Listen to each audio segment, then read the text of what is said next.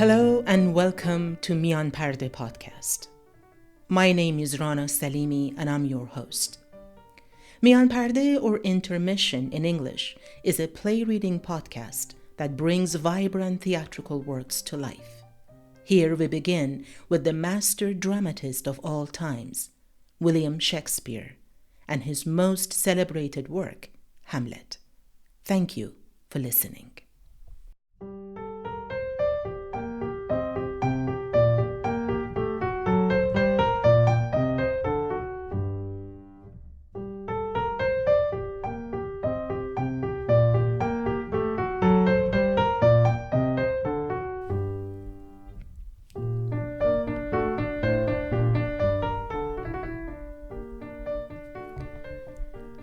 William Shakespeare was born in Stratford-upon-Avon, England, to a middle-class family in 1564. The third of the 8 children, but the first to survive infancy, William attended the town's grammar school at the age of 6 or 7. The school's major subjects were Latin studies, grammar, and readings. When he became a teenager, his father, a wealthy merchant, and the bailiff or the mayor of the town stopped attending town council meetings, and the family's fortunes began to decline.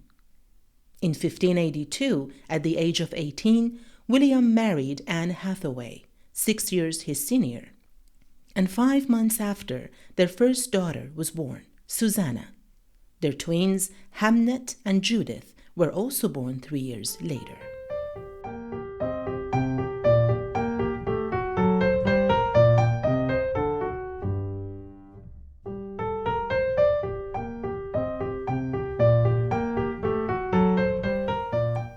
Starting as an actor among theater troupes who traveled around the country and occasionally performed in Stratford, William found his way to London theater stages. The fact that Shakespeare lived most of his life in London and only returned to Stratford at the end of his life has sparked rumors about his marriage. In his will, he left a good fortune for each of his married daughters, and only his second best bed to his wife. One of the persistent legends about the cause of the playwright's death is that he celebrated too vigorously at the reception with his friends Ben Jonson and Michael Drayton, and contracted a fatal fever. Whatever the cause, Shakespeare died on April 23, 1616, and was buried in Holy Trinity Church. His epitaph gives no hint of the poetic strength that marked his plays, but it does express a concern common among men of his age. Good friend, for Jesus' sake forbear to dig the dust enclosed here. Blessed be the man that spares these stones, and cursed be he that moves my bones.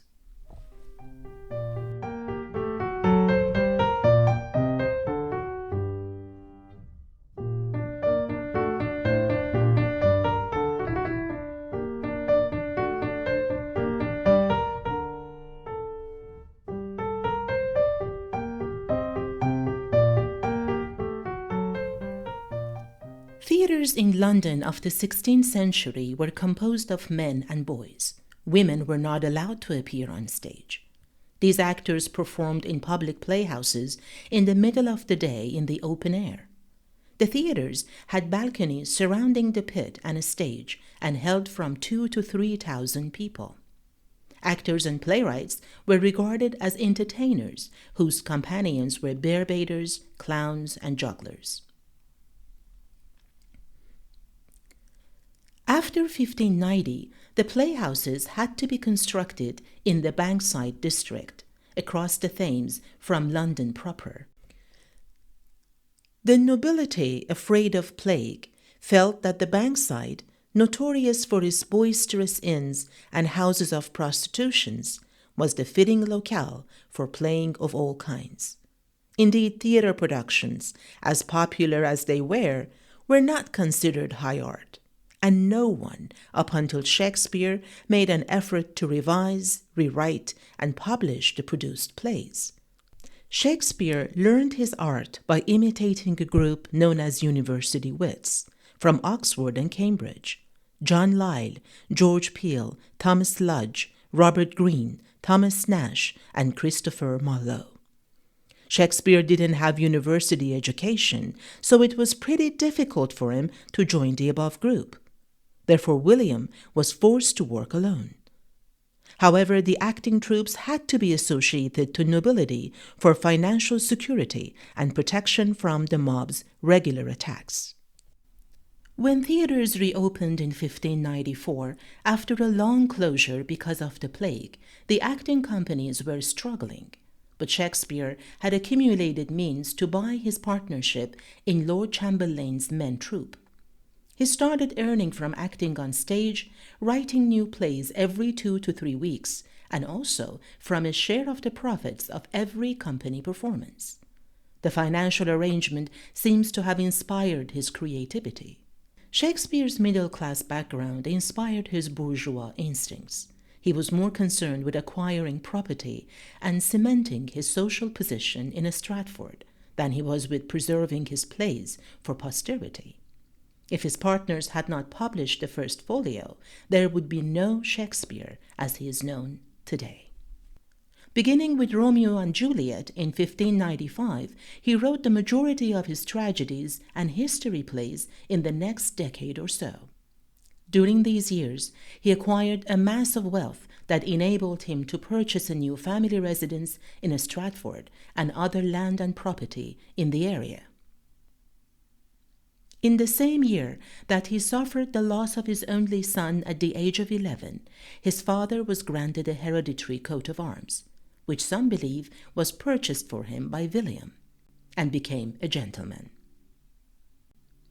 2 years later, in 1599, his company built the Globe in the then outskirts of London. Shakespeare's company was a favorite of Elizabeth I and James I. Both monarchs invited his company to perform at their courts.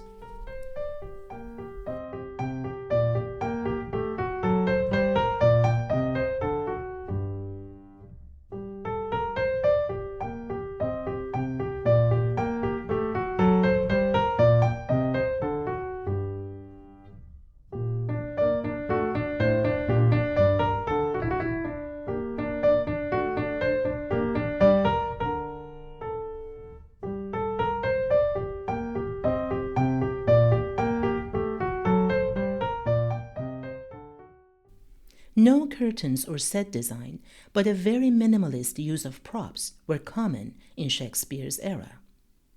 The performances were in the middle of the day, so the audience were never in the dark. Signs may have been used to indicate the location or torches to indicate the evening, but for the most part, it is the dialogue that contains information about the time of the day, the weather, the location, and else. This format is called narrative theater. This type of theater inspired his audience to imagine what they could not see on a stage. Shakespeare's outlook is Renaissance humanism. No more gods and semi-gods with their out-of-this-world dilemmas and victories of the classic era, ancient Greece, but real human beings with universal and tangible complexities and issues. Hamlet belongs to a time when old certainties and long-established ways of thinking began to collide with new doubts and revolutionary modes of thinking. The prince himself is a student of the University of Wittenberg, the home of his illustrious predecessor among tragic heroes, Marlowe's Dr. Faustus. He is in many ways the embodiment of the Renaissance ideal of homo universal. To quote Ophelia's description of him, as he was before his father's death, he had the courtier's, soldier's, scholar's eye, tongue, and sword, and was indeed the expectancy and rose of the fair estate, the glass of fashion and the mould of form. Shakespeare's characters are made to seem fully rounded human beings in the representation of their inner as well as outer nature. Shakespeare is the master of creating relationships between husbands and wives, lovers, parents and sons, and friends. Shakespeare's son died in 1596 and his father passed away in 1601. It's not surprising, then, that Hamlet deals obsessively with the relationship between young Hamlet and the late king, his father, Polonius and his son Laertes, Fortinbras and his father. About Hamlet's origins, I should say that Shakespeare has been influenced by the story of Hamlet that appears in 12th century in Saxo Grammaticus. The tale Saxo tells conforms to the pattern of blood revenge so common in Norse saga, but it also resembles in its hero's assumption of antic disposition to further his revenge. A later source of influence was François de Belforest's Histoire tragique, which was published in 1570 but was not translated into English before 1608. Belforest's story of Hamlet contains many of the essential elements of the tragedy and the bare bones of many of the characters, and yet Shakespeare's masterful additions to the story provide no counterpart. The ghost, made necessary by the murder being a poisoning done in secret, the coming of the actors to Elsinore and the play within the play, the madness and the consequent drowning of Ophelia, Laertes and the counter-revenge plot, the pirates who intercept the ship taking Hamlet to England, the brilliant gravedigger scene, Ophelia's funeral, and finally the rival crown of Fortinbras. In short, Shakespeare looked into previously performed plays, folk tales, and historical incidents in order to create an extraordinarily rich play that we have today.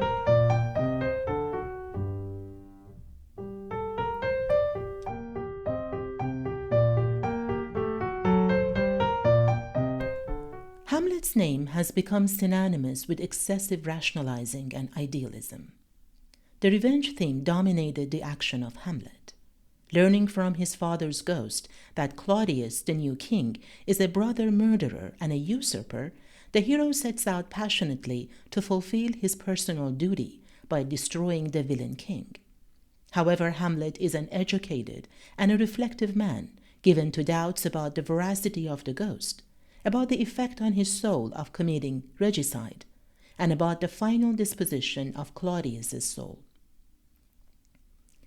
Hamlet is a student of theology at Wittenberg, Germany, and his knowledge complicates the situation. His accusation of incest is not an adolescent excess, but an accurate theological description of a marriage between a widow and her dead husband's brother. Moreover, Hamlet's theological accomplishments do more than exacerbate his feelings.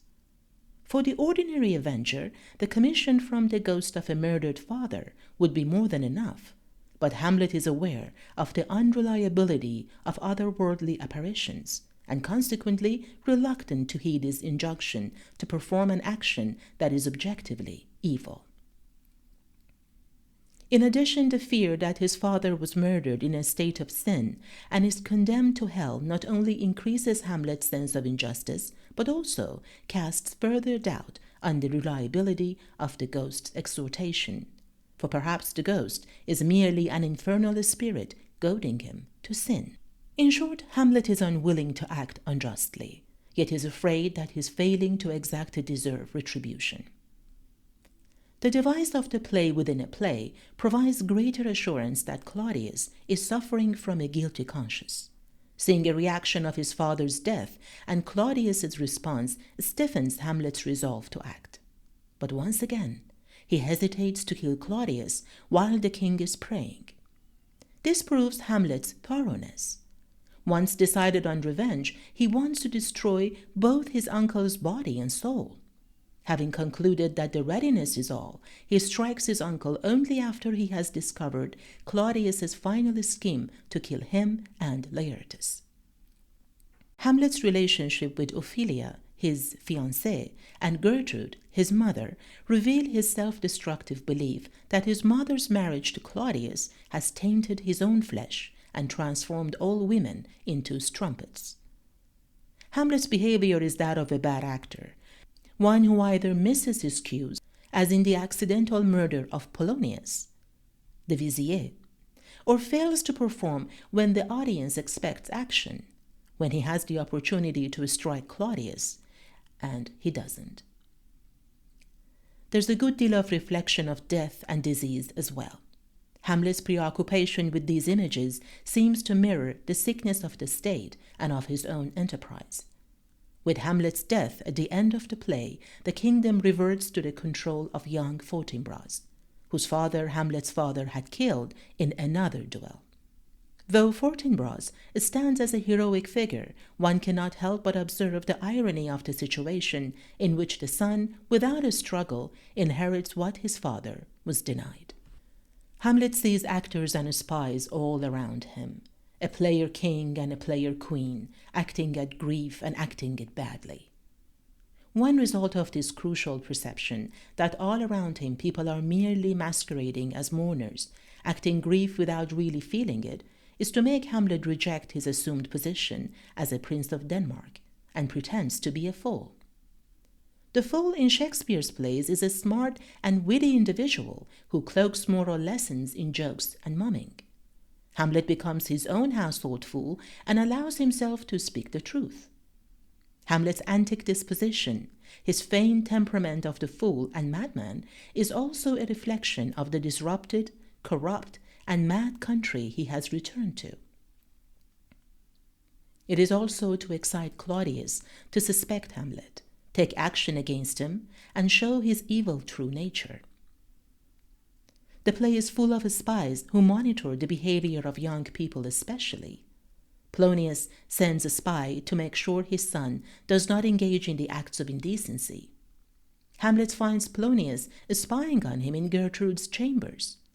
Later on, the king sends 2 noblemen to spy on Hamlet. Finding out about these eyes and ears that follow Hamlet around, he decides to play fool to disguise his search for the truth.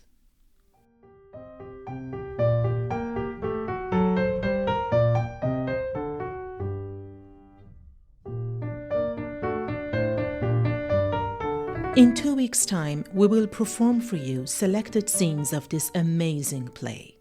We hope you join us next time. And if you like our podcasts, make sure you subscribe on our website, Mianpardeh.com, and share our information with your friends and family. Thank you for being with us.